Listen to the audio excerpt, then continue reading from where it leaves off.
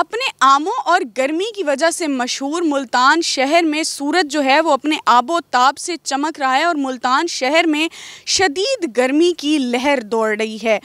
गर्मी की शिद्दत जो है इस वक्त बहुत गज़ब ढा रही है और शहरी जो हैं वो बाहर निकलने से भी कासिर हैं। आज कम से कम दर्जा हरारत जो है मुल्तान का सुबह 29 डिग्री सेंटीग्रेड रिकॉर्ड किया गया और अब दोपहर 12 के करीब का टाइम है और